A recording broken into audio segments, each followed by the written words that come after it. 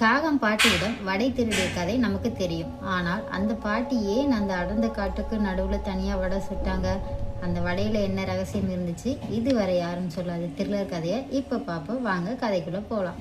ஒரு அடர்ந்த காடு, அங்கே ஒரு பழைய ஆலமரம். அந்த மரத்தடியில் ஒரு பாட்டி வடை சுட்டுக்கிட்டு இருக்காங்க. ஆனால் அந்த பாட்டி சாதாரணமாக இல்லை. அவங்க சுடுற வடையோட வாசம் வளமையில் தூரம் வீசும். ஆனால் அந்த வடையை ஒரு முறை சாப்பிட்டால் அவங்க அந்த பாட்டிக்கு அடிமையாகிடுவாங்க. ஒரு காகம் அந்த வழியா பறந்து வருது. அதுக்கு அந்த வடையோட ரகசியம் தெரியல. பாட்டி கண்ணை மூடி ஏதோ மந்திரம் சொல்லிட்டு இருக்கும்போது காகம் லபக்குன்னு ஒரு வடையை தூக்கிட்டு பறந்துடுச்சு.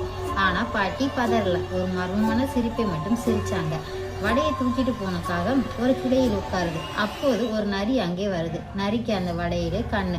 ஆனா நரிக்கு ஒரு விஷயம் தெரியும். அந்த வடையை சாப்பிட்டா காகத்துக்கு என்ன ஆகும்னு. நரி நினைச்சது காகத்தை பாட வச்சு வடையை கீழே விட வைக்கிறது, இல்லை காகம் வடையை சாப்பிட்டதும் என்ன ஆகுதுன்னு பாக்குறது தான்.